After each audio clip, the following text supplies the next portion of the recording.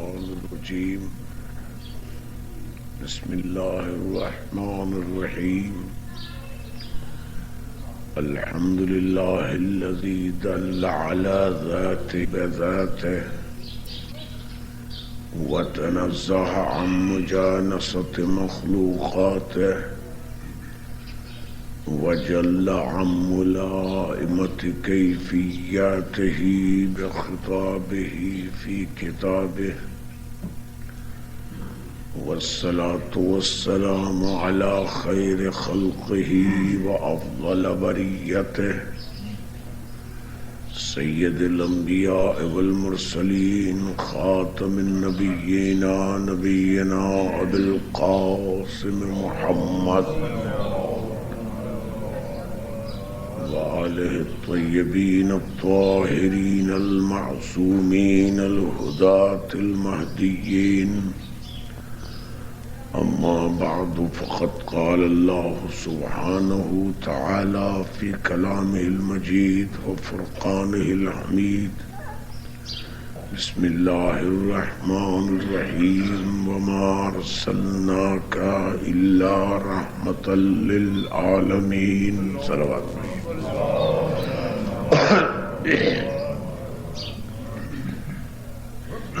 حضرات محترم، اس آیہ مبارکہ کے ضمن میں میں گزشتہ 7-8 دن سے کچھ گزارشات پیش کر رہا ہوں اور یہ نہیں کہہ سکتا کہ اس آیت میں جو شان جناب رسالت مآب بیان کی گئی ہے اور جس دریا کو اس کوزے میں بند کیا گیا ہے اس کی میں درست نشاندہی کرنے کے قابل ہوا ہوں، کیونکہ یہ تو دیکھنے والے کی نگاہ پر منحصر ہے، کتنا دیکھ سکتا ہے۔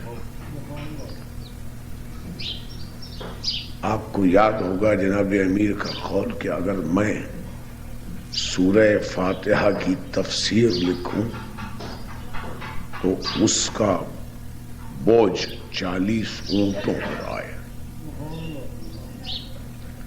لاہور میں ایک بہت فاضل بزرگ ہیں، جامع مدنیہ کے رئیس ہیں، دیوبند کے فاضل ہیں۔ انہوں نے کتاب علوم قرآن پر تحریر فرمائی ہے جس میں اس واقعے کا ذکر کیا کہ جناب امیر نے یہ فرمایا، اور اس پر انہوں نے یہ فقرہ اضافہ کیا ہے کہ یہ جناب امیر کے اس قول میں مبالغہ نہیں، بلکہ اگر جناب امیر چاہتے تو شاید اس سے بھی زیادہ طویل تفسیر سورہ فاتحہ کی کرتے، کیونکہ سورہ فاتحہ تو ہر اس مطلب پر حاوی ہے جو مطلب قرآن مجید میں۔ شیخ عبد القادر جیلانی رحمت اللہ علیہ کے ایک پوتے ہیں جن کو عبد الکریم الجیلی کہا جاتا ہے۔ ان کی ایک مشہور کتاب ہے انسان کامل، ترجمہ ہو چکی ہے اردو میں۔ ان کی ایک چھوٹی سی کتاب ہے الکہف والرقیم فی شرح بسم اللہ الرحمن الرحیم۔ یہ کتاب لاہور میں موجود ہے عربی میں۔ اس میں انہوں نے بسم اللہ الرحمن الرحیم کی شرح کے متعلق کچھ باتیں کی ہیں، اور پھر اس کے بعد کہا ہے کہ وہ مشہور یہ حدیث کہ جو کچھ قرآن میں ہے وہ فاتحہ میں ہے، اور جو کچھ سورہ فاتحہ میں ہے وہ بسم اللہ میں ہے، اور جو کچھ بسم اللہ میں ہے وہ بے میں ہے، اور جو کچھ بے میں ہے وہ بے کے نقطے میں ہے۔ اور تلمیذ رشید رسالت مآب نے کہا کہ وَأَنَا النُّقْطَةُ تَحْتَ الْبَاءِ، اور میں اس بے کے نیچے جو نقطہ ہے وہ. تو علم کا ادراک کامل تو اس شخص پر منحصر ہے. بعض کے لیے نقطہ جو ہے وہ دریا بنتا ہے، بعض کے لیے دریا نقطہ بنتا ہے. جناب امیری کا قول ہے کہ العلم نقطۃ وکثرھا الجاہلون.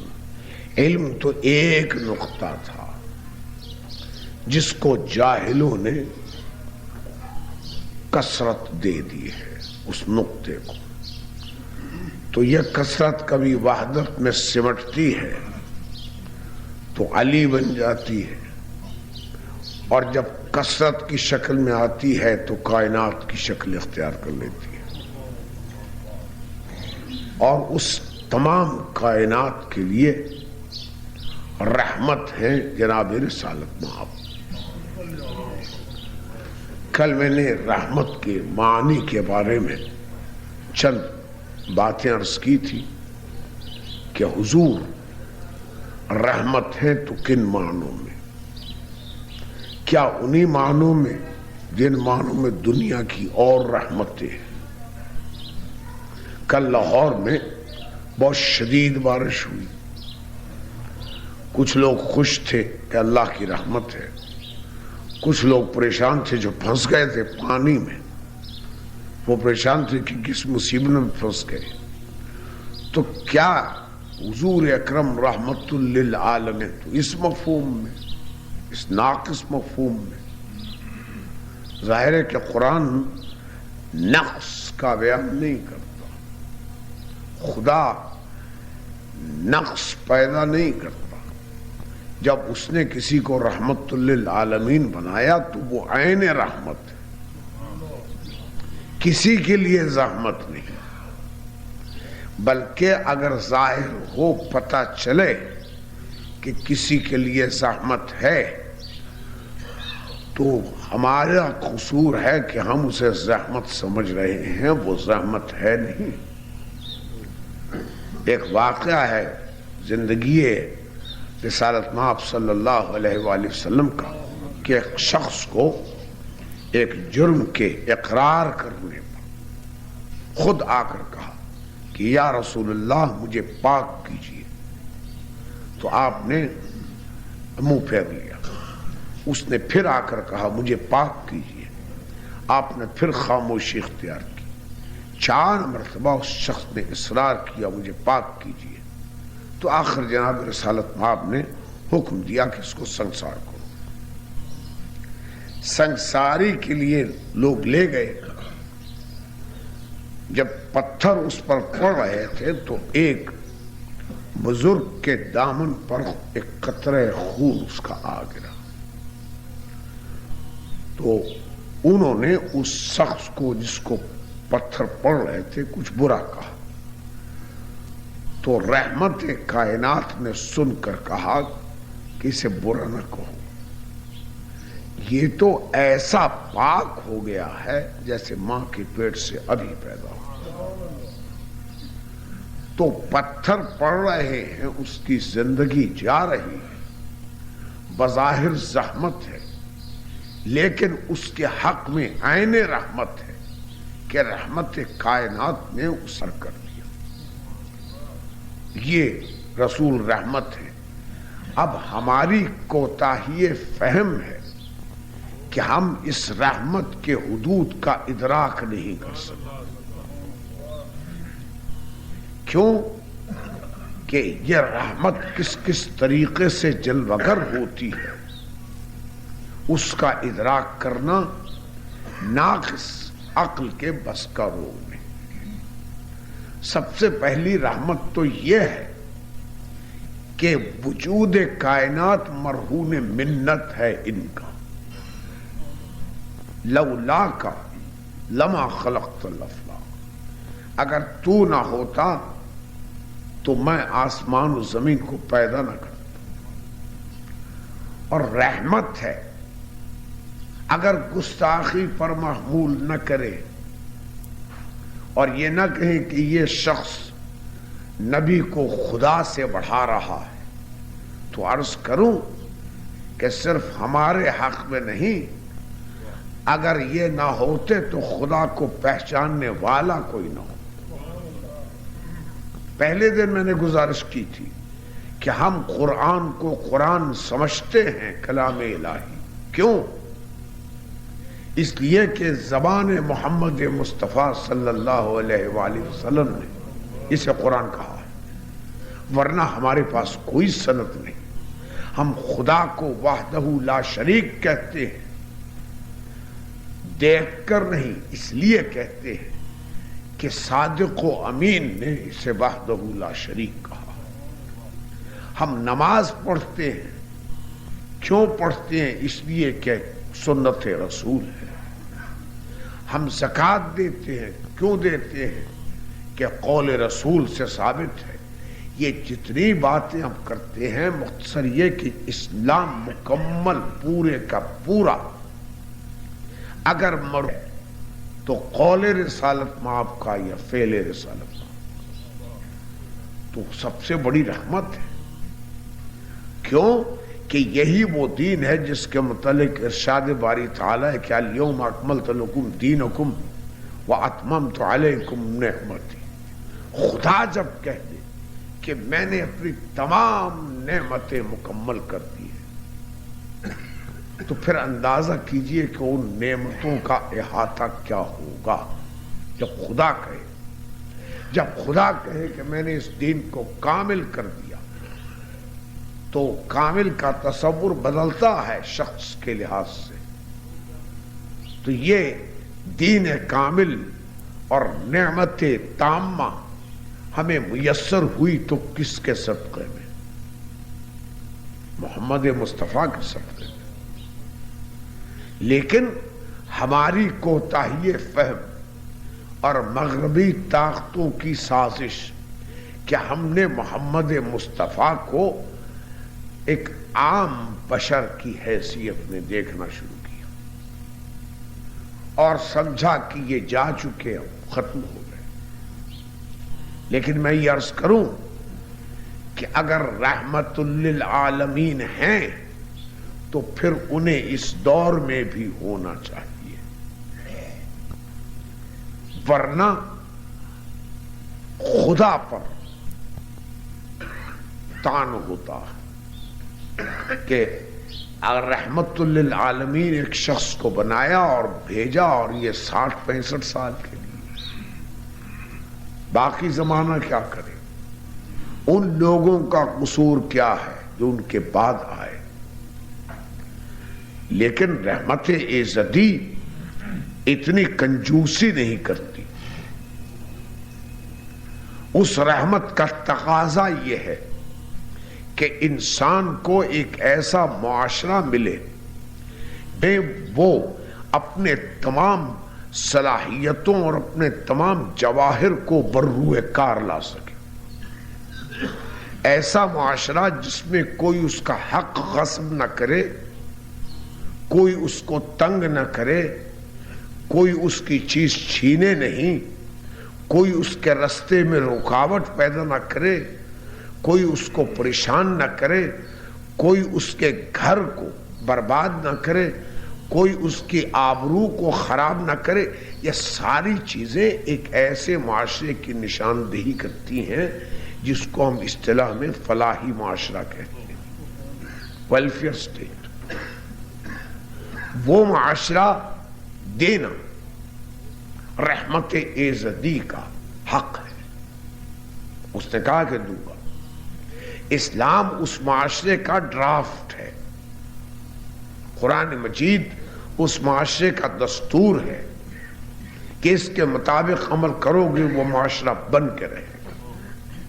اور حضور سرور کائنات نے جو ہدایات ارشاد فرمائی ہیں وہ اس معاشرے کی نشاندہی کرتی ہے۔ کبھی آپ نے سنا تاریخ میں کہ جناب رسالت مآب کے زمانے میں پولیس تھی؟ آخر کیوں؟ پولیس کی ضرورت اس وقت پڑتی ہے جب معاشرے میں منحرف عناصر موجود ہوں۔ تاکہ ان کو سیدھا کیا جا سکے۔ پولیس کوئی نہیں تھی، نہ جیل تھے، نہ پولیس تھی، نہ عدالتیں تھیں، وہی رحمت کائنات خود عین عدل بن کر کرسی قضاوت پر بیٹھتے تھے، اور ایسا قاضی کہ یہودی بھی آ کر اپنے فیصلے ان سے کروائے۔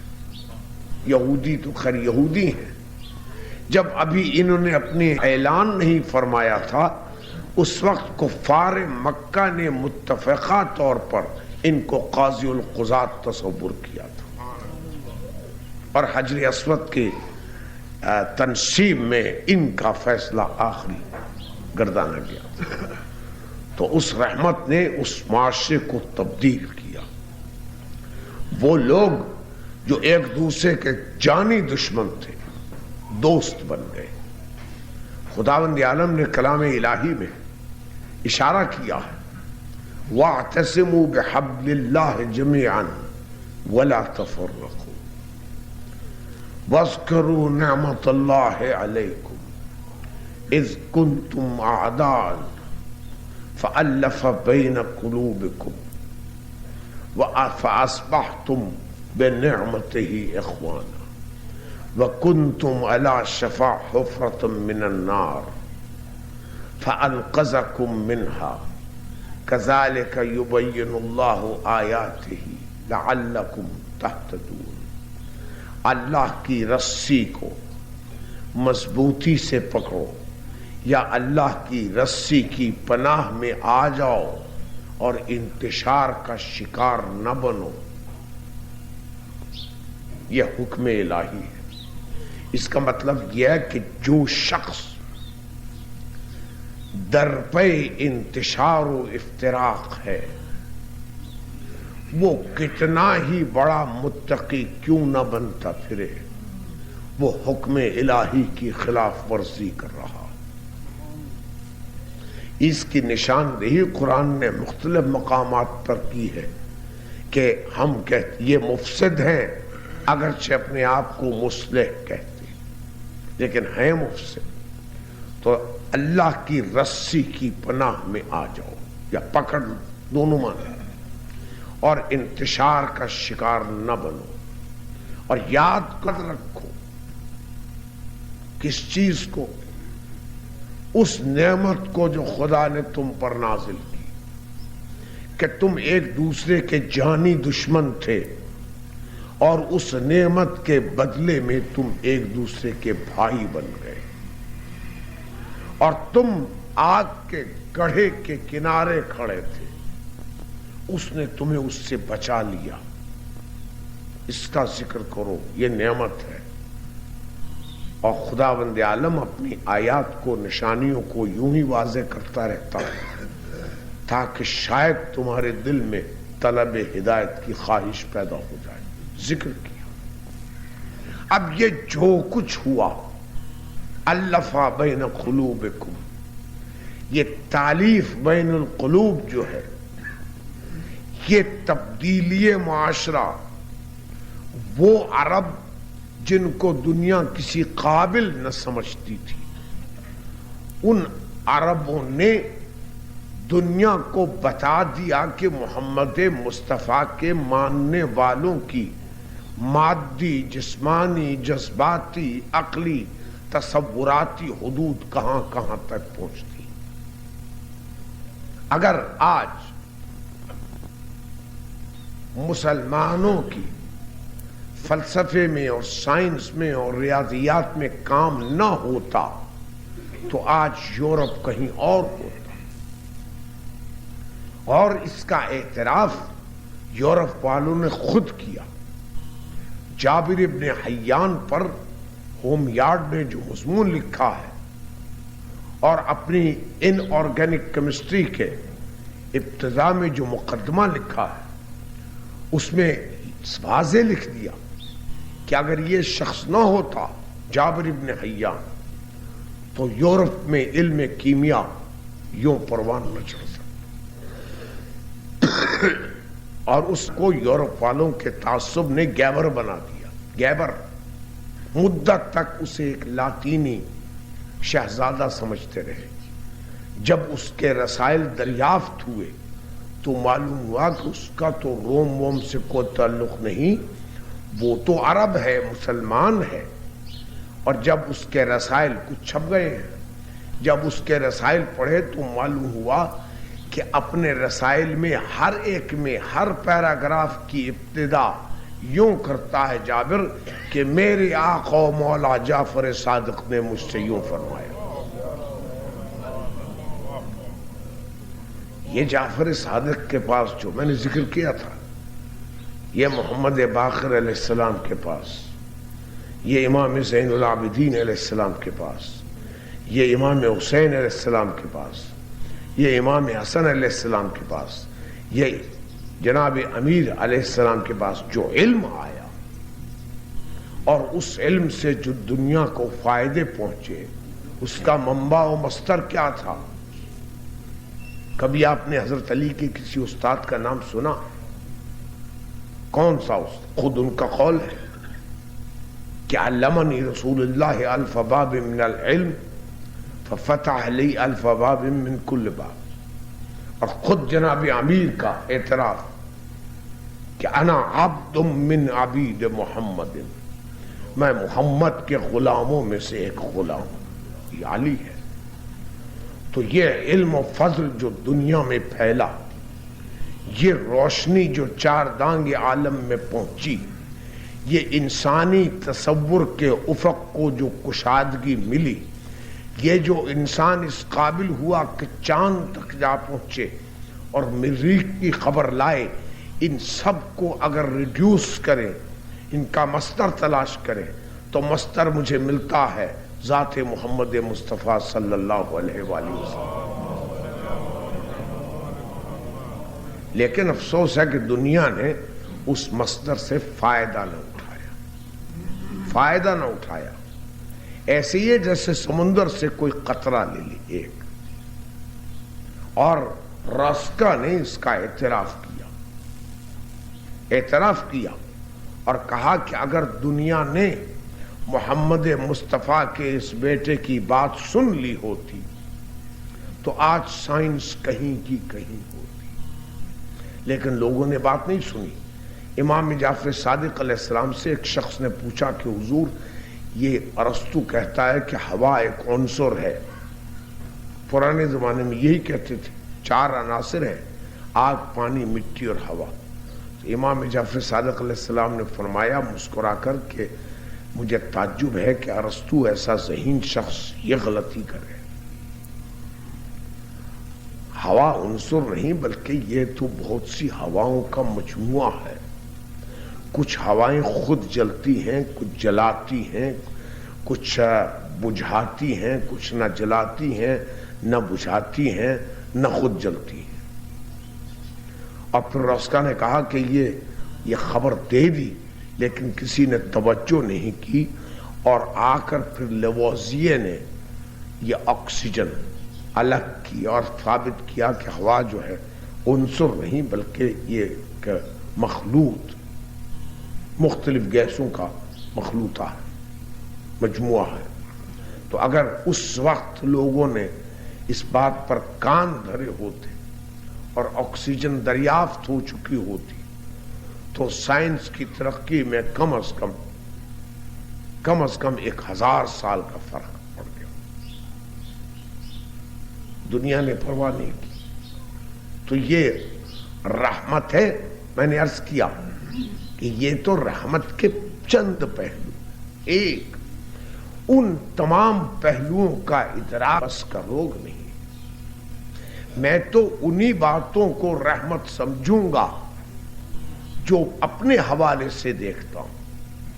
مجھے کیا خبر کہ چونٹی کے لیے کس طرح رحمت ہے اور شہد کی مکھی کے لیے کس طرح رحمت ہے اور خانہ کعبہ کے لیے کس طرح رحمت ہے اور بکریوں کے لیے کس طرح رحمت ہے اور حلیمہ سعدیہ کے لیے کس انداز میں رحمت ہے اور ان کنکریوں کے لیے کس طرح رحمت ہے جو دست مبارک پر آ کر کلمہ پڑھتی تھی.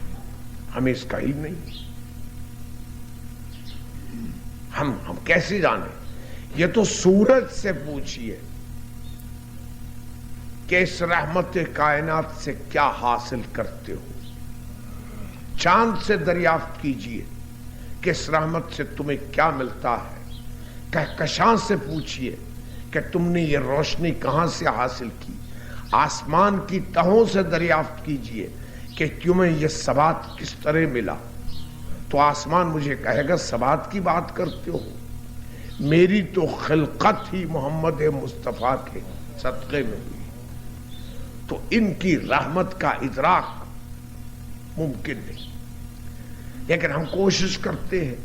میں نے عرض کیا کہ ان کی رحمت کا ایک ننھا سا قطرہ یہ ہے کہ ایک معاشرے کا تصور دیا جس میں سب کو عدل ملے، معاشرہ عدل پر مبنی معاشرہ ملے، اور اس کی نشاندہی کی اور بار بار کہا کہ یہ دنیا ظلم و جور سے بھر جائے گی، اور اس کے بعد میرا ایک فرزند آئے گا، سَيَمْلَأُ الْأَرْضَ قِسْطًا وَعَدْلًا كَمَا مُلِئَتْ ذُلًّا، میرا وہ فرزند آئے گا جس کا نام میرا نام ہوگا، جس کی کنیت میری کنیت ہوگی، وہ اس دنیا کو عدل و انصاف سے یوں بھر دے گا جیسے یہ ظلم و ستم سے بھری ہوئی ہوگی، اور یہ ایسا تصور ہے جس پر کسی مسلمان کو اختلاف نہیں۔ میں نے اسی شہر میں ایک موقع پر گزارش کی تھی کہ ایک کینیا کے مسلمان نے سعودی عرب کے دارالفتویٰ سے دریافت کیا کہ یہ امام مہدی علیہ السلام کے بارے میں جو تصور ہے اس کی سند کیا ہے، اس کی حقیقت کیا ہے۔ وہ طویل خط اس کے نام جاری کیا دارالفتویٰ نے، اور وہاں کے جو شیخ الفتویٰ تھے انہوں نے آخر میں یہ لکھا کہ یہ تصور احادیث سے ثابت ہے، اور جو مسلمان اس تصور کو آمد مہدی کے تصور کو تسلیم نہ کرے اس کے اسلام کے بارے میں سوچنا پڑے گا۔ یہ وہ تصور ہے جس پر لوگ متفق ہیں۔ اختلاف اس بات پر ہے کہ آیا وہ حضور حجت دنیا میں ظاہر ہو چکے ہیں یا ابھی ہونے والے ہیں، بس۔ لیکن یہ طے ہے کہ وہ تشریف لائیں گے اور دنیا کو عدل و انصاف سے بھر دیں گے، اور ایک ایسا معاشرہ قائم کریں گے جس میں یہ جور کی حکومتیں نہ ہوں۔ جور کی حکومت وہ حکومت ہے جس میں رہنے والے کسی ایک شخص پر بھی ظلم ہو رہا ہو۔ اگر حکومت میں ہر مجرم کو سزا ملتی ہے اس کے جرم کے مطابق، اور ہر صالح شخص کو انعام ملتا ہے اس کی قابلیت کے مطابق، اور ہر شخص کے حقوق محفوظ رہتے ہیں، اور اس کو فرائض دیے وہ ان فرائض کو ادا کرتا ہے، اگر ہر شخص کی عزت و آبرو برقرار رہتی ہے تو اس معاشرے کو معاشرہ عدل کا کہتے ہیں، اور اس حکومت کو حکومت عدل کہتے ہیں۔ لیکن اگر پورے معاشرے میں ایک شخص پر بھی ستم ہو رہا ہو تو اس معاشرے کو عدل کا معاشرہ نہیں کہہ سکتے، وہ جور کا معاشرہ ہے۔ اور حضور کا ارشاد، کیا بلاغتیں ہیں اس ارشاد میں کہ حاکم جائر کے سامنے، جس کو لوگوں نے جابر بنا دیا، یہ بھی ہماری کوتا فہمیوں کا نتیجہ ہے۔ وہ لفظ جائر ہے جو نوائے وقت کے اوپر چھپا ہوتا ہے۔ حاکم جائر کے سامنے کلمہ حق کہنا سب سے بڑا جہاد ہے۔ جور کے حاکم کے سامنے کلمہ حق کہنا سب سے بڑا جہاد ہے، کیونکہ حاکم جائر سب کچھ سن سکتا ہے، حق کو برداشت نہیں کر سکتا۔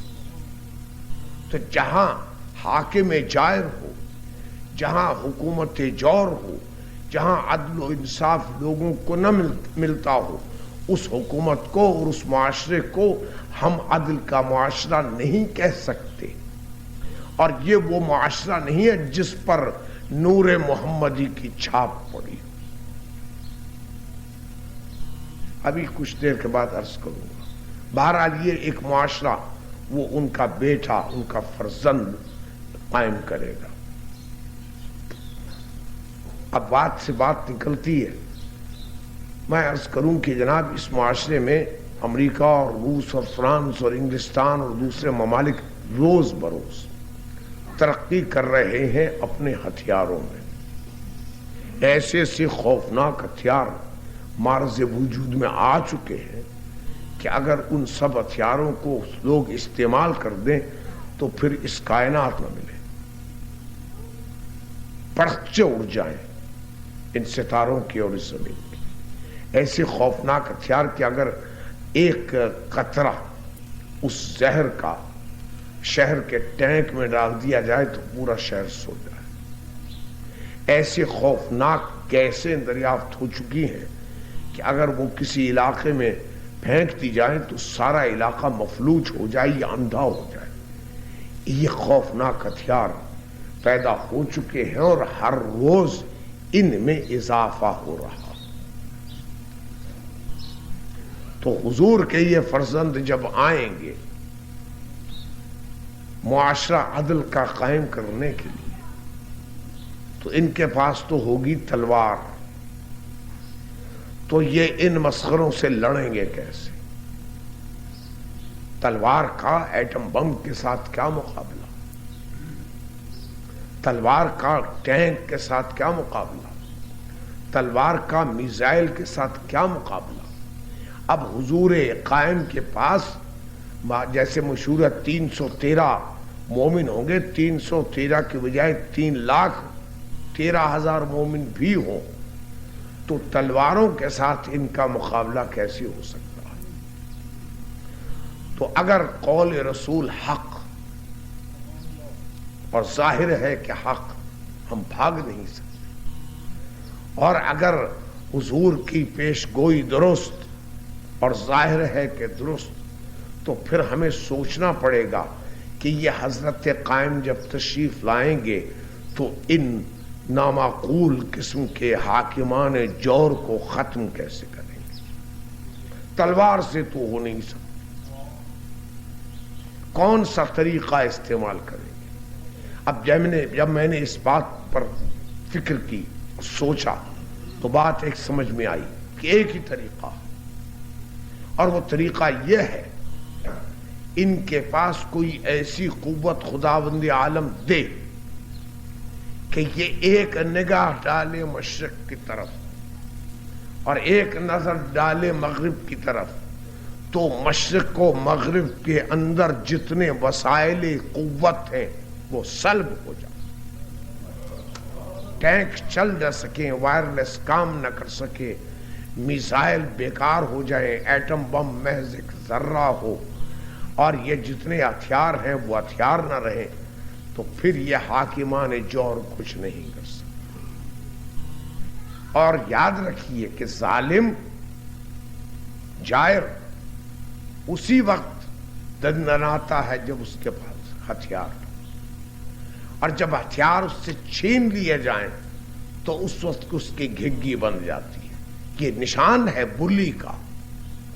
یہ جو شہروں میں غنڈے ہوتے ہیں، پولیس، اصل میں یہ بزدل ہوتے ہیں، بس ہوتا یہ ہے کہ ان کو کوئی ملتا نہیں ٹکر،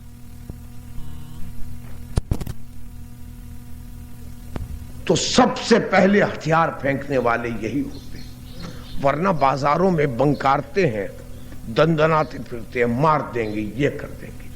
یہی حالت ان حاکمان جور کی ہے، وہ گورباچیف ہوں یا ریگن ہوں، وہ مسز تھیچر ہو یا مترا ہو، کوئی ہو، الف بے جیم دال کوئی ہو، جتنے حاکمان جور ہیں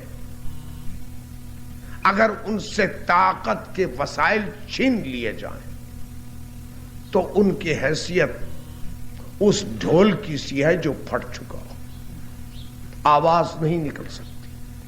یہ آج جو کشمکش ہے مختلف ملکوں میں، اصل میں ان وسائل طاقت کے حصول کے لیے منڈیاں ہوں، ان منڈیوں میں لوگوں کو لوٹیں، لوٹ کر وسائل طاقت حاصل کریں، اربوں کا تیل کھا جائیں، فلاں علاقے کی گندم کھا جائیں، فلاں علاقے کا ٹن اور سیسا پی جائیں، فلاں علاقے سے پانی، یہ تمام چیزیں ہمارے پاس ہوں اور ہم ان سے چیزیں بنا کر ان کے پاس بیچیں اور ان کو پھر لوٹیں۔ ہمارے ملک میں ایک کان ہے چوڑے میں جس کا سراغ سکندر مقدونی کے زمانے سے ملتا ہے، اتنی پرانی کان، دنیا کی سب سے بڑی کان نمک، اس میں دنیا بھر کے ذخیرے ہیں نمک کے اور بہترین سورس، لیکن پاکستان بننے تک سوڈا ایش باہر سے آتا رہا تھا، اب بننا شروع ہوا، کیونکہ اگر وہ سوڈا ایش یہاں بننا شروع ہو جائے تو نقصان کس ہے؟ اس ایکسپلائٹر کو، اس استحصال کرنے والے کو، اس مستغل کو جو ہمارا نمک لے جا کر اس سے سوڈا ایش بنا کر ہمارے پاس ہی بیچتا ہے۔ تو اگر ان حاکمان جور کے پاس سے وسائل طاقت چھین لیے جائیں تو یہ بیچارے تو گھٹنے ٹیک دیں۔ تو اگر واقعی حضرت قائم کے متعلق یہ قول رسول پر ایمان ہے کہ وہ تشریف لا کر اس دنیا کو ایک نمونے کے معاشرے میں تبدیل کر دیں گے بعد اس کے کہ اس پر ظلم و جور کے بادل چھائے ہوئے ہوں، تو پھر حضرت قائم کے پاس یہ طاقت ہونا لازم ہے۔ اس کو دوسرے الفاظ میں کہتے ہیں کہ امام وقت کے پاس یہ تصرف ہونا چاہیے، اور تصرف ہونے کا مطلب یہ نہیں ہے کہ وہ اسے استعمال بھی کرے۔ یہ جو دنیا کا سب سے بڑا پہلوان ہے، کوئی بھی ہو، الف بے جیم، اس کے پاس یہ قدرت ہے کہ جس شخص کو چاہے شکست دے لے، لیکن وہ اتنا پاگل نہیں کہ راہ چلتے لوگوں سے کشتی لڑتا پھرے، طاقت ہے اسے۔ اگر کوئی چرسی اسے رستے میں پکڑ کر 4 گالیاں دے دے تو وہ مسکرا کر چلا جائے گا، کیونکہ اسے خبر ہے کہ اگر اس نے اس کمزور انسان پر ایک ہاتھ استعمال کر لیا تو وہ تو ختم ہو گیا۔ اس لیے وہ اپنی عقل سے کام لیتا ہے اور طاقت کو اس وقت استعمال کرتا ہے جب استعمال طاقت کی ضرورت ہو۔ محمد مصطفیٰ صلی اللہ علیہ وآلہ وسلم کے پاس طاقت تھی کہ مکے میں بھی رہتے ہوئے مکی زندگی میں یہ ابو جہل اور ابو لہب کو مزہ چکھا دیتے تھی، طاقت نہیں کی، کیونکہ مصلحت وقت نہ تھی۔ کبھی آپ نے سنا کہ حضور نے طائف کے لوگوں میں جب گئے ہاں اور وہاں سے خون آلود جوتے لے کر واپس آئے ہیں تو اپنے دوستوں سے کہا کہ آؤ چلیں ذرا طائف والوں سے بدلہ لیں؟ وہ رحمت عالم نے کہا کہ نہیں، ان کو کچھ معلوم نہیں ہے، خدا ان کو ہدایت دے، کچھ نہیں کہا۔ لیکن جب مدینے میں آ گئے اور دیکھا کہ اب مصلحت وقت ہے، وقت کا تقاضا ہے، تو پھر تلوار اٹھائی، اور ایسی تلوار اٹھائی کہ بغیر تلوار اٹھائے سب جنگیں جیتی۔ صرف ایک جنگ میں مسلمانوں کو شکست ہوئی ہے، وہ جنگ موتا ہے، اور اس میں حضور تشریف نہیں لے گئے تھے۔ جس جنگ میں گئے ایسی منصوبہ بندی اور پلاننگ کہ فتح جو تھی وہ قدم چومتی تھی۔ تو طاقت کا ہونا اور طاقت کو استعمال کرنا اور چیز ہے۔ جو اہل عقل ہیں وہ طاقت کو وقت پر استعمال کرتے ہیں، اور جو بے وقوف ہیں وہ اپنی طاقت کو ہوا پر ضائع کرتے ہیں، اور ہوا سے آپ لڑیں گے تو آپ کے بازو تھکیں گے، ہوا کا کچھ نہیں بگڑے گا۔ تو اگر امام وقت اپنی طاقت کو استعمال نہ کرے تو یہ نہ سمجھیے کہ وہ طاقت سے محروم ہے، یہ جانیے کہ قدرت نے اس کو وہ شعور دیا ہے کہ مستقبل کی آنکھوں میں آنکھیں ڈال کر دیکھتا ہے اور اس کے بعد فیصلہ کرتا ہے کہ اب مجھے طاقت کا استعمال کرنا چاہیے یا نہیں کرنا چاہیے۔ اور امام جو ہے، جس کو ہم امام کہتے ہیں، وہ تو اپنے وقت کے تمام لوگوں سے زیادہ عاقل ہونا چاہیے تاکہ ان کو ہدایت کر سکے، نمونے کو بہترین ہونا چاہیے۔ بہترین، اگر میں نے بدترین نمونے کتابت دے دیا بچوں کو کہ کرو اس کی نقل تو وہ تو بدخط ہو جائیں گے، اس لیے ہم کوشش کرتے ہیں کہ نہایت عمدہ کتابت کی ہوئی ان کو دکھائی جائے تاکہ وہ کوشش کریں کہ اس کے مطابق اپنے خط کی تصحیح کریں۔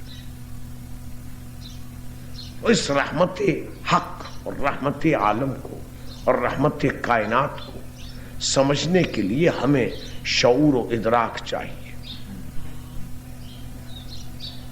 وہ کہاں سے آئے؟ اس کے لیے ایک ہی وسیلہ ہے اور وہ وسیلہ علم ہے۔ اس کے بغیر ہم ان حدود کا تصور نہیں کر سکتے جو حضور اکرم صلی اللہ علیہ وآلہ وسلم کی شان و مقدرت کی۔ ہم یہی تصور کرتے رہیں کہ ایک عام انسان تھے اور چلتے پھرتے تھے اور کھاتے پیتے تھے، لیکن کبھی میں نے عرض کیا تھا یہاں کہ کبھی آپ نے ایک عام بچے کو کہ وہ بت پرستی اور شراب خوری اور جوے اور تمام برائیوں کے معاشرے میں پلا ہو اور اس پر ان برائیوں کی کوئی چھاپ نہ پڑی ہو؟ آپ کے علم النفس کی خلاف ورزی ہے۔ سائیکالوجسٹ کہے گا امپاسبل، ناممکن ہے، کیونکہ بچے کی شخصیت کی تشکیل اس کے پہلے 5-6 سال میں ہو جاتی ہے، بڑے بڑے خطوط۔ اس کے بعد آپ بہت کوشش کر کے اس کو شاید تھوڑا بہت بدل سکیں، لیکن پورا نہیں بدل سکتے۔ ایک تو کچھ وراثت میں لے کر آتا ہے اور پھر معاشرہ اس پر اثر انداز ہوتا ہے۔ تو ایسا بچہ کہاں سے لائیے گا کہ وراثت میں، بقول بعض لوگوں کے، وراثت میں لے کے آیا کفر اور معاشرے میں پلا وہاں جہاں کفر تھا، جہاں ہدایت نہ تھی، لیکن جب بڑا ہوا تو لوگوں نے گواہی دی کہ ہم تو جھوٹے ہیں، جھوٹ ہماری گھٹی میں پڑا ہے، لیکن یہ عبداللہ ابن عبد المطلب کا بیٹا صادق ہے۔ ہم امانت داری نہیں کرتے لیکن یہ امین ہے۔ ان عربوں سے منوانا آسان کام نہیں۔ عربوں کی نفسیات اب تک بھی وہی ہے، جب تک آپ ان کی ہاں میں ملاتے رہیں گے، ہاں وہ آپ کے دوست ہیں، ادھر آپ نے ذرا اختلاف کیا تو آپ کی جانی دشمن۔ شتر کینہ جو آج اور اس سے قبل کے عرب، جہاں ابو لہب اور ابو جہل جیسے بزرگ عرب پیدا ہوئے ہوں اور ان بزرگوں کی یاد آج بھی منائی جا رہی ہو، سڑکوں کے نام رکھ رکھ کے، شارع ابی لہب، ان کو منانا آسان کام نہیں تھا، لیکن ان کو مجبور کر دیا شخصیت رسالت مآب کی چھوٹ نے کہ ان کی آنکھوں میں چکا چوند پیدا ہو، وہ حرکت کے درمیان نہ کہہ سکیں کہ حضور میں کردار کی یہ خامی۔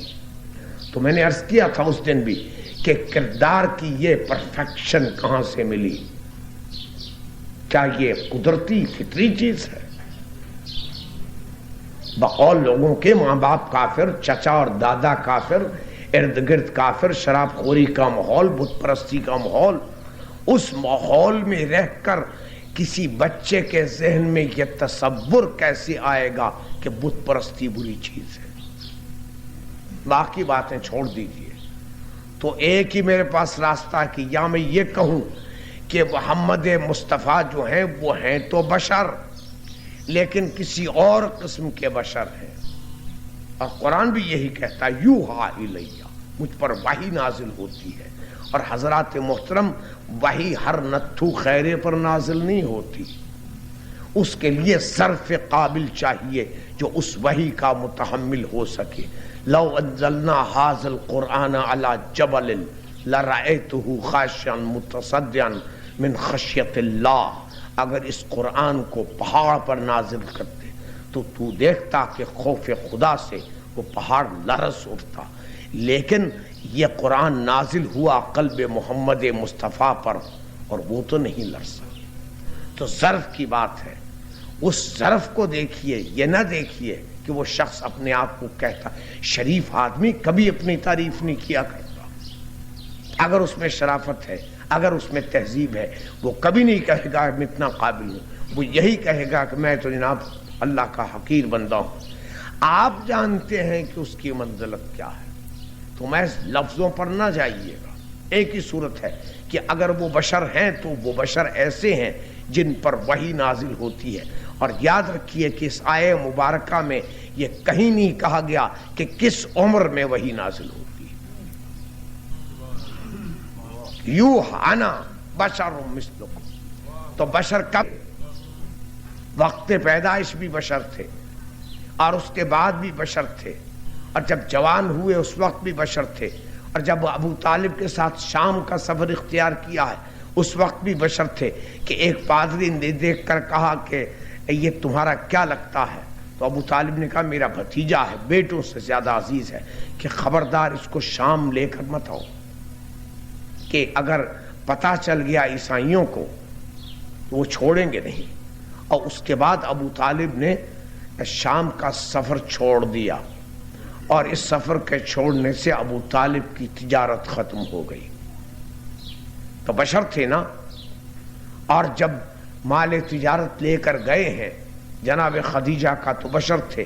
جب ان سے شادی ہوئی ہے بشر تھے، تو بشریت تھی. یہی وہ کہتے ہیں انا بشر مثلکم. اس وقت بھی بشر تھے، اور جب رسالت مل گئی اس وقت بھی بشر تھے. تو اگلے ٹکڑے کو بھی ساتھ دیکھیے، یوحا الیہ، ہوں میں بشر لیکن مجھ پر وحی نازل ہوتی ہے. کب؟ جب پیدا ہوئے تھے اس وقت بھی. وقت دونوں چیزیں ساتھ ساتھ چلیں گی. جب شام گئے اس وقت بھی، جب خدیجہ کا مال لے کر گئے اس وقت بھی، جب ان سے شادی ہوئی اس وقت بھی، جب حجر اسود نصب کیا اس وقت بھی، جب لوگوں کو اکٹھا کیا اس وقت بھی، جب جبل عرفات پر لوگوں کو بلایا ہے اس وقت بھی، جب اعلان نبوت کیا ہے اس وقت بھی، جب غار حرا میں گئے ہیں اس وقت بھی، جب غار حرا سے باہر آئے اس وقت بھی. یہ جو قصہ غار حرا ہے یہ تو ہمارے لیے اعلان نہیں کیا، ہمارے لیے. اگر اعلان کر دیتے پیدا ہوتے ہی کہ انا عبداللہ آتانی الکتاب وجعلنی نبیا، جناب عیسیٰ ہے. اور جناب عیسیٰ وہ ہیں کہ ان حضور اکرم کی اولاد کی اولاد کی اولاد کی اولاد کے ایک فرد کے پیچھے آ کر نماز پڑھیں گے. مسلمانوں کا عقیدہ. تو اگر حضرت عیسیٰ پیدائش کے وقت کتاب لے کر آ سکتے ہیں اور نبی کی حیثیت آ سکتے ہیں تو یہ بھی کہہ سکتے تھے انی عبداللہ. لیکن نہیں کہا. فرق کیا تھا کہ حضرت عیسیٰ کے سامنے تھے یہودی، ان کے پاس تھا کلچر، ان کے پاس تھا علم، ان کے پاس اطلاعات تھیں.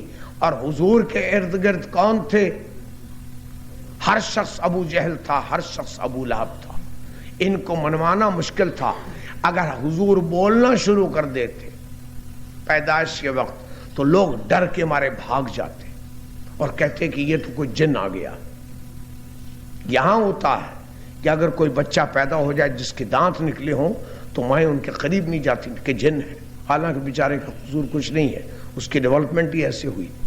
تو یہ عرب تھے، اس لیے ان کے مزاج کو دیکھ کر 40 سال تک حضور نے اس مصلحت کو ضبط کیا ہے. ابھی نہیں، حکم نہیں ہے. اور جب غار حرا میں فرشتہ آیا ہے اس نے کہا کہ اقرأ باسم ربک الذی خلق، تو اس کا ہم یہ ترجمہ کرتے ہیں پڑھ اس اللہ کے نام سے جس نے تجھے پیدا کیا ہے. تو آپ ذرا غور فرمائیے کہ جب میں کسی سے کہوں پڑھ اس شخص کے نام سے جس نے تجھے پیدا کیا تو اس کے سامنے کچھ رکھوں گا کہ نہیں؟ یہ فرشتہ کیا لے کے آیا تھا؟ کیا لے کے آیا تھا؟ کچھ بھی نہیں تھا۔ کیا اس کے معنی کہیں یہ تو نہیں ہے کہ اے محمد پڑھ دے ان کے سامنے؟ اب اجازت ہے، اقرأ باسم ربک الذی خلق، اس خدا کی کے نام لے کر ان چیزوں کو پڑھ دے جو تجھے عطا کی گئی ہیں، جس نے تجھے پیدا کیا۔ اور جب میں آیات قرآنیہ کو دیکھتا ہوں تو اس میں بھی یہی بات مل کہ پہلا کام حضور رسالت میں آپ کا تلاوت آیات ہے۔ لقد من اللہ علی المؤمنین اذ بعث فیہم رسولا من انفسہم یتلو علیہم آیاتہ ویزکیہم وَيُعَلِّمُهُمُ الْكِتَابَ وَالْحِكْمَةَ وَإِنْ كَانُوا مِنْ قَبْلُ لَفِي ضَلَالٍ مُبِينٍ۔ اللہ نے مومنین پر احسان کیا جب ان کے نفوس میں سے ایک کو رسول بنا کر اٹھایا۔ کام اس کا یہ ہے کہ یتلو علیہم آیاتہ، آیات کی تلاوت کرتا ہے، ان کے نفوس کا تزکیہ کرتا ہے اور ان کو تعلیم کتاب و حکمت دیتا ہے۔ تو کہیں فرشتہ یہ تو نہیں کہا کہ محمد مصطفیٰ اب خدا کا حکم یہ ہے کہ اب تو تلاوت آیات شروع کر دے، کیونکہ عربی میں اقرا کے معنی دونوں ملتے ہیں کہ پڑھ اور پڑھ کر سنا، دونوں مطلب نکلتے ہیں۔ ہم نے کہا کہ پڑھ، تو اگر کچھ پڑھنے کے لیے ہوتا تو حضرت موسیٰ کی طرح کوئی ٹیبلٹ لے کے آئے ہوتے کہ پڑھ اس میں سے۔ اور رسول کے یہ الفاظ کہ ما انا بقارن، کہ میں تو پڑھنے والا نہیں، یعنی اب تک تو میں نے پڑھا نہیں، اب کیوں پڑھوں، کیوں کہوں؟ تو اس وقت فرشتے نے حکم الہی سنا دیا ہوگا۔ یہ جو داستانیں آپ سنتے ہیں آپریشن کی اور سرجیکل ڈرائیو کی اور صفائی قلب کی، یہ کہانیاں بات کی ہیں، ان کی سند کہیں نہیں ملتی۔ بہرحال رسول نے اعلان کیا اس وقت۔ تو اس رحمت کائنات کے فضل کا ادراک کرنا مجھ ایسے اور آپ ایسے لوگوں کا کام نہیں ہے۔ صرف یہ کہہ دینے سے بات نہیں بنتی کہ بشر تھے، کسی اور بشر نے یہ کام کیوں نہ کر لیا۔ اگر تقاضائے بشر یہ باتیں دینا ہے تو پھر کوئی اور بشر جو ان سے بڑا تھا، موٹا تھا، مالدار تھا، اس نے یہ کام کیوں نہ کر لیا؟ تو یہ بشر ایک مخصوص بشر ہے جس کی حالت بشریت کے ساتھ ساتھ وحی الہی اس پر نازل ہوتی رہتی ہے اور وقت کی کوئی قید نہیں، لیکن زمانے کا تقاضا ہے کہ وہ اچھی چیز کو دیکھ کر جل اٹھتا ہے۔ جب میرے پاس کار نہ ہو تو ہر کار والے کے بارے میں یہی سوچوں گا کہ اے اللہ اس کی کار کو لے لے اس سے۔ یہ انسان کا مادہ ہے۔ اچھی چیز کو دیکھ کر میں خوش نہیں ہوتا، بہت کم ہوتا مادہ رشک کہ اچھا خدا مجھے بھی ایسی دے۔ ہوتا یہ کہ اچھا میں تو کانا ہوں، اس کو بھی خدا کانا کرے، میری تو دم کٹ گئی، خدا اس کی بھی دم کاٹ دے۔ بلکہ تجویزیں پیش کرتا ہوں کہ دم کٹوا لو، خامخواہ کے لیے لگی ہوئی ہے، بیکار۔ تو جب حضور کو دیکھا اور ان کے نور کا منظر دیکھا اور اس کی تاب نہ لا سکی آنکھیں اہل جاہلیت کی، اور اس کے بعد سر پے در پے شکستیں اٹھانا پڑی غلامان محمد مصطفیٰ کے ہاتھوں سے، باوجود ان کی ناداری اور فقر کے شکستیں برداشت کرنا پڑی، تو اس وقت مصلحتاً مسلمان بن گئے۔ قرآن مجید نے جن کو منافقین کہا وہ یہی لوگ تو ہیں، مصلحتاً مسلمان بن گئے۔ مصلحت یہ تھی جیسے گرگٹ اپنا رنگ بدلتا ہے، جیسے کچھوا اپنا سر اندر کر لیتا ہے پتہ نہیں چلتا، جیسے یہ پرکوپائن جس کو سیاہ کہتے ہیں جب دشمن کو دیکھتا ہے تو کانٹے نکال کر بالکل گولا بن جاتا ہے۔ یہ قدرت نے ان جانوروں کو صفتیں دی ہوئی ہیں، اسی طرح انسان کو صفت دی ہوئی ہے کہ جب دیکھے کہ دشمن قوی تو اس وقت اس دشمن کی دشمنی سے ہاتھ دھو کر اپنے آپ کو اس کا دوست بنا لیتا اور دیکھتا رہتا ہے، طاق میں رہتا ہے کب موقع ملے اور اس کو سزا دی جائے، کب موقع ملے اور اس سے بدلہ لیا جائے۔ محمد مصطفیٰ کے سامنے ان اہل قریش کی اور اہل مکہ کی کوئی بات نہ چلی، کوئی بات نہ چلی، اور جب دیکھا کہ اب ناکام ہو گئے تو انہوں نے کہا کہ چلو کچھ دیر کے لیے یہ کڑوا گھونٹ پی لے۔ جب ابو سفیان نے اعلان اسلام کیا اور اس کے بعد جنگ حنین ہوئی اور جنگ حنین میں مسلمان چھوڑ کے اپنی جگہ چلے گئے تو ابو سفیان نے اس وقت حالت اسلام کے بعد حضرت عباس ابن عبد المطلب سے کہا الان کسرا سحر ابن عقیق، آج تیرے بھتیجے کا جادو ٹوٹ گیا۔ اعلان اسلام خوش ہو رہے، کیوں کہ اصل میں اسلام یوں تو نہیں آتا۔ یہ اگر اعرابی آ کر کہیں کہ آمنا تو ان سے کہہ دو کہ لما تو قولوا اسلمنا ولما يدخل الایمان فی قلوبکم، ابھی تک تو ایمان تمہارے دلوں میں داخل نہیں ہوا، صرف اسلمنا کو تو ہو گئے تھے۔ لیکن جب موقع ملا، جہاں کہیں ملا، انہوں نے رسول اللہ کے خلاف اور رسول اللہ کے مشن کے خلاف ہر کوشش کی اور سکیمنگ ایسی کی کہ اقتدار سیاسی ان کے ہاتھ میں آ جائے۔ لیکن یہ بھول گئے کہ سیاسی اقتدار کو ہاتھ میں لے لینے سے لوگوں کے دلوں کو نہیں بدل سکتے، ان کی گردنیں کاٹ سکتے ہیں، ان کو قید و بند میں ڈال سکتے ہیں، لیکن ان کے دلوں پر ان کی حکومت نہیں چل سکتی۔ یہ جو اہل سیاست ہیں ترستے ہی اس بات کے لیے ہیں اول سے آخر تک کہ لوگوں کے دلوں پر ہماری حکومت ہو، وہ نہیں ملتی۔ لوگوں کے دلوں پر حکومت کرتے ہیں وہ اللہ کے فقیر جو جان بچا کر بھاگے ہوئے لاہور چلے آتے ہیں اور بادشاہوں کے بادشاہ ان کے سامنے آ کر جھکتے ہیں اور ان کو داتا گنج بخش کہتے ہیں۔ کیا تھا ان کے پاس؟ یہ جتنے صوفیہ آئے ہیں جان بچانے کے لیے بھاگے ہیں۔ یہ لال شہباز قلندر امام زین العابدین کے امام زین العابدین علیہ السلام کی اولاد میں سے جان بچانے کے لیے تشریف لائے۔ لوگوں نے ان کا نور دیکھا، ان کی حالت دیکھی، گرد گرد ہو گئے۔ یہ بربر الجیریا کے اور ٹیونس کے مدتوں لڑتے رہے مسلمانوں کے خلاف، اس مسلمان نہیں ہوئے۔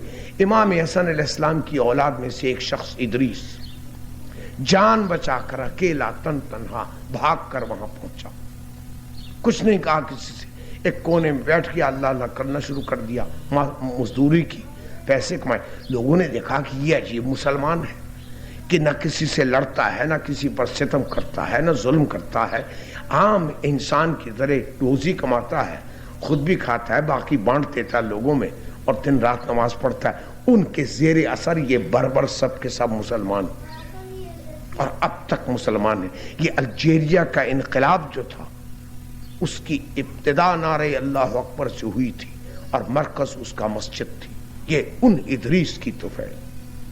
تو یہ بادشاہ لوگ جو ہیں ترستے ہیں اس بات کے لیے۔ بادشاہوں کو لوگ دیکھ کر اٹھتے ہیں کہ پولیس کا ڈنڈا سر پہ ہوتا ہے، لیکن ان لوگوں کو دیکھ کر دل بلیوں اچھلتے ہیں کہ جس کی ہمیں تلاش تھی وہ آ گیا۔ تو یہ جیلسی جو ہے یہ بادشاہوں کو مجبور کرتی ہے کہ ان لوگوں کو ختم کریں، لیکن وہ بھول جاتے ہیں کہ وہ ان لوگوں کے سر کاٹ سکتے ہیں، ان کی جڑیں نہیں کاٹ سکتے۔ ایک شعر سنیے کہ عباس کے ہاتھ کاٹ دینے والا اب پا مٹا کر دیکھے۔ عباس کے ہاتھ کاٹ دیے گئے تھے، نقش پا آج تک دلوں پر نقش ہے اور ان کا علم آج بھی سرفراز ہے۔ اے عباس تو بہت بڑے تھے، بہت بڑے تھے، جری تھے، بہادر تھے، قمر بنی ہاشم نام تھا اور بہت باہیبت جوان تھے، لوگ دیکھ کر ان کو ڈرتے تھے۔ خدا کی قسم حسین نے ایسے ایسے اشخاص کو جمع کیا ہے کربلا میں کہ ہر ایک اپنے مقام پر اپنی مثال تھا، بوڑھا ہو یا جوان ہو، بچہ ہو، آزاد ہو، غلام، اپنی مثال آپ۔ کبھی آپ نے کسی جنگ میں یہ سنا کہ ایک ایسا شخص لڑنے کے لیے پہنچا ہے جو تلوار نہیں اٹھا سکتا؟ ایسا شخص لڑنے کے لیے پہنچا ہے جو خود چل نہیں سکتا، ایسا شخص لڑنے کے لیے پہنچا ہے جو بول نہیں سکتا، لیکن ایسا شخص، ایسی شخصیت حسین ہی نے پیش کی ہے کہ تلوار چلائی ہے لیکن تلوار اٹھائی نہیں، نشان قدم ریت پر ثبت کیے ہیں لیکن چلے نہیں، زبان خوش گفتار سے خطبہ دیا ہے، لوگوں کے دلوں کو ہلایا ہے لیکن زبان سے لفظ ادا نہیں کیے، تیر کھایا ہے لیکن اف نہیں کی، مسکرا دیے۔ یہ منظر ایسا ہے کہ دلوں کو ہلا دیتا ہے اور فوج اعداء کے دلوں کو بھی ہلاتا ہے۔ دور جدید میں ایک فرانسیسی شاعر نے ایک نظم لکھی ہے، l'étoile des enfants، بچوں کا ستارہ۔ یہ کون ہے بچوں کا ستارہ؟ یہی حسین کا 6 ماہ کا چھوٹا سا بچہ، جس کو اسلام کی خاطر حسین اس وقت لے کے دھوپ میں نکلے ہیں جب اس کی عمر چند ماہ تھی، چند دن تھی مدینے میں، کیونکہ کربلا میں یہ 6 ماہ کے ہوئے ہیں۔ علی الاصغر سینے سے نکلتے وقت ان کی عمر خود آپ کیلکولیٹ کر لیں، چند دن تھی، لیکن لے کے آئے کیونکہ ضرورت تھی۔ ڈاکٹر دوائیں آزماتا ہے، ایک کے بعد دوسری، دوسرے کے بعد تیسری، اور آخر میں وہ دوائی دیتا ہے جو موسٹ پوٹنٹ ہو۔ حسین نے دوائیاں مختلف آزمائیں اور آخر میں کہا کہ اچھا اب ایک آخری بار ایسا انجیکشن دیتا ہوں تمہیں کہ قیامت تک تمہارے جو جراثیم کفر و نفاق کے ہیں ان کو دور کر جائے گا۔ تو جناب علی اصغر اپنی مثال یہ کربلا میں جو پانی کی قلت ہوئی ہے اور خوف فوجوں کا اور ہراسانی اور لڑائی، اس سے والدہ اصغر کا دودھ خشک ہو گیا تھا اور اصغر نڈھال گہوارے میں پڑے ہوئے، پانی ہے نہیں، بچہ خاموش، اور کوئی بچہ ہوتا نا تو چیخ چیخ کر مصیبت ڈال دیتا، لیکن سبحان اللہ اولاد حسین کہ سکینہ تو کہتی ہے پیاس لگی ہے، اصغر نہیں چیختے کہ اماں جان بھوک لگی ہے، پیاس لگی، خاموش ہیں، شعور ہے کہ کہیں باپ کو تکلیف نہ ہو، کہیں ماں کو رنج نہ ہو، خاموش پڑے نڈھال۔ یکدم ایک استغاثہ بلند ہوا ہے میدان کربلا میں، حسین نے چاروں طرف دیکھا، نظر عشر یمیناً و شمالا، چاروں طرف دیکھا تو دیکھا کہ کہیں حبیب ابن مظاہر کی لاش ہے، کہیں مسلم ابن اوسجہ خون میں نہائے پڑے ہیں، کہیں پر بریر حمدانی پڑے ہوئے ہیں، کہیں پر حر پڑے ہوئے ہیں، ان کو دیکھا، اور بائیں طرف دیکھا تو نگاہ ڈالی، کہیں پر 18 سال کا جوان بیٹا پڑا ہوا ہے، کہیں پر قاسم کی لاش کے آثار نظر آ رہے ہیں، دریا کی طرف نگہبان بھائی بازو کٹائے خون میں نہائے پڑا، یہ نظر ڈالی، یکدم حسین نے ایک نعرہ بلند کیا، حل من ناصر ینصرنا، حل من مغیث یغیثنا۔ اس نعرے کو سن کر یکدم خیمہ گاہ سے ایک شور بلند ہوا، امام حسین متوجہ ہوئے، گئے، پوچھا کیا بات ہوئی؟ کہا جناب زہر نے کہ بھیا تمہاری آواز میں کچھ ایسا درد تھا، ایسا اثر تھا کہ اصغر خاموش نڈھال بے ہوش پڑے ہوئے تھے اس گہوارے میں، یکدم آواز سن کر گہوارے میں انہوں نے تڑپنا شروع کیا اور تڑپ تڑپ کر اپنے آپ کو زمین پر گرا دیا۔ امام حسین نے کہا پیاسا ہے، مجھے دو، میں اسے لے جاتا ہوں فوج اعداء کے سامنے، شاید ان کو کچھ رحم آ گئے۔ یہ سن کر رباب نے کہا کہ ٹھہریے ذرا، میں اپنے دولہا کو سجا تو لوں۔ اصغر کو سجایا، پانی نہیں تھا کہ منہ دھلاتی، آنسوؤں سے منہ دھلایا۔ اب رباب سے کوئی کہنے والا ہوتا تو کہتا کہ رباب نہ بھیج، نہ بھیج، یہ اصغر دوبارہ نہیں، عمر بھر تلاش کرتی پھرو گے اصغر نہیں ملے گا۔ لیکن کوئی نہ تھا، حسین نے اصغر کو گود میں لیا، ابا کا دامن اوپر ڈالا اور باہر نکلے۔ اب جو باہر نکلے تو فوجی آدھا نے سوچا کہ حسین قرآن لیے چلے آ رہے ہیں، کیونکہ ان کا طریقہ یہی تھا، قرآن لیے چلے آ رہے۔ بعض نے کچھ فقرے بھی کسے، لیکن جب امام حسین نے دامن ابا کو ہٹایا تو دیکھا قرآن نہیں ہے، ایک پارے قرآن ناطق ہے۔ بچے کو دیکھا فوج نے، بڑے حیران ہوئے کہ بچہ کیوں آیا ہے۔ امام حسین نے کہا کہ لوگوں اگر قصوروار ہوں تو میں ہوں، مجھے پانی نہ دو، لیکن اس بچے نے تو کوئی قصور نہیں کیا، اور دنیا کے کسی تمدن میں کسی تہذیب میں بچے پر ظلم نہیں ہوتا۔ یہ پیاسا ہے، اس کی ماں کا دودھ خشک ہو چکا ہے، تکلیف میں ہے۔ اثر یہ باتیں سن رہے ہوں، بچہ سنتا ہے، کہاں وہ اثر کے گہوارے میں تڑپ رہا تھا اور حسین نے کہا پیاسا ہے، اور کہاں وہ اصغر کے آغوش حسین میں خاموش پڑے۔ تو امام حسین نے ان کو دکھایا ہے علی اصغر کو اٹھا کر کہ دیکھو یہ بچہ ہے اور کچھ نہیں ہے، اس کو پانی پلاؤ۔ جواب نہ ملا۔ جب جواب نہ ملا تو امام حسین نے پھر صدا بلند کی اور کہا کہ اگر مجھ پر یقین نہیں تو میں اس کو زمین پر رکھے دیتا ہوں، آ کر خود پانی پلاؤ۔ اسے کہتے ہیں بے کسی و مظلومی۔ دنیا کا کوئی شخص یہ برداشت نہیں کرے گا کہ اپنے ننھے سے بچے کو تپتی ہوئی گرم ریت پر ڈال دے، لیکن حسین نے اتمام حجت کی خاطر یہ کام بھی کیا کہ ننھے سے اصغر کو کربلا کی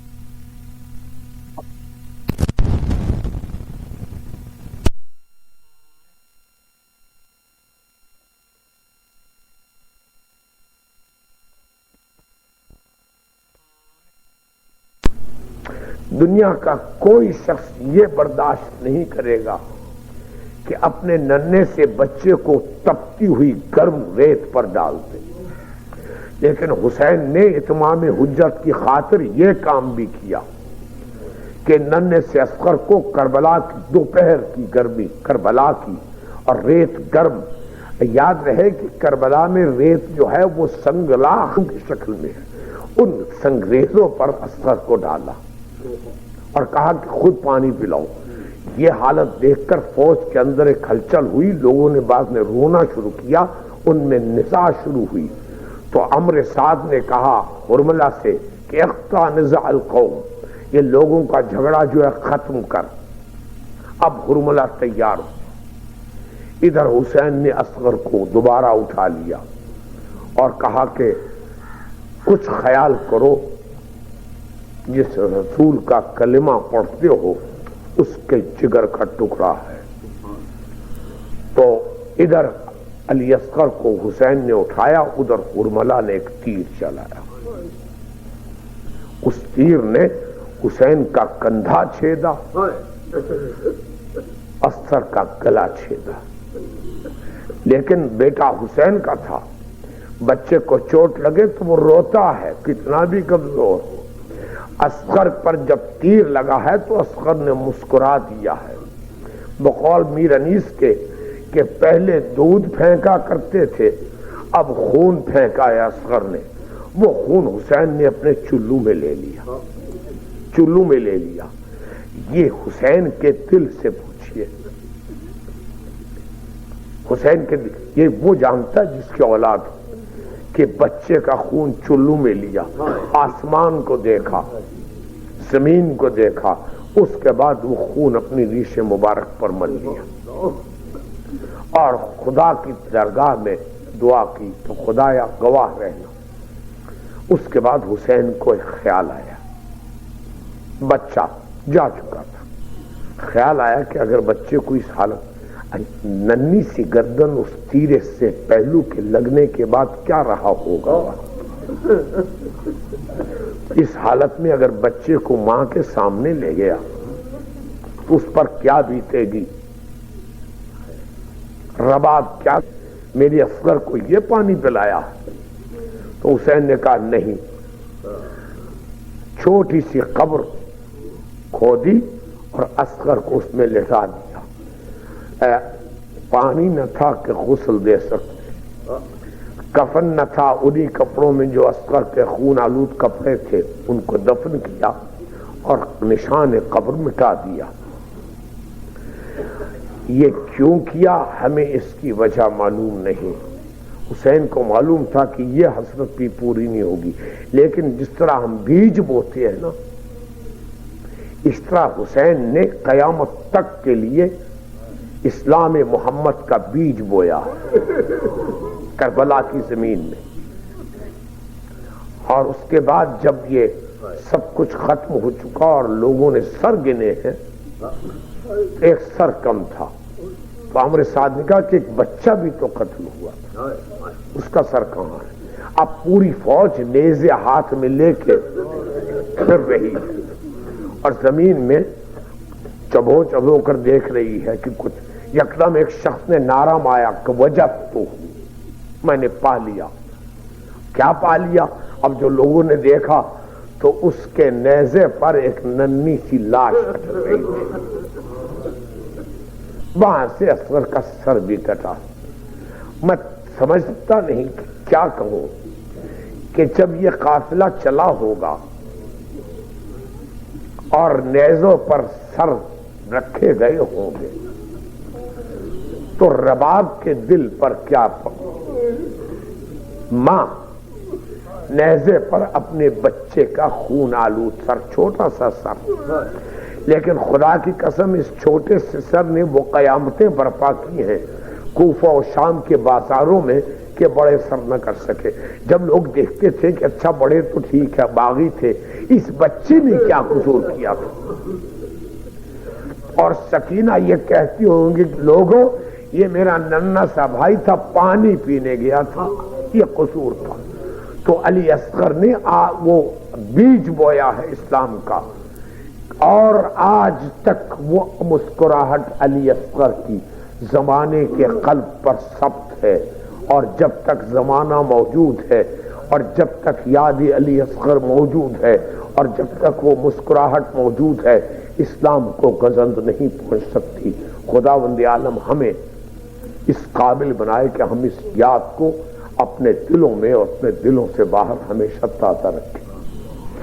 خداوند عالم ہمیں اس قابل بنائے کہ ہم اسلام محمد مصطفیٰ کو اپنے دلوں میں نافذ کر سکیں، اور اس قابل ہوں کہ رسول ہمیں خود کہیں کہ جو میں نے چاہا تھا وہ تم نے کر دیا۔ خداوند عالم ہمارے نوجوانوں کو باصلاحیت کرے، ہمارے بیماروں کو شفا دے، ہمارے جو بے روزگار ہیں، قرضدار ہیں، مشکلات میں پھنسے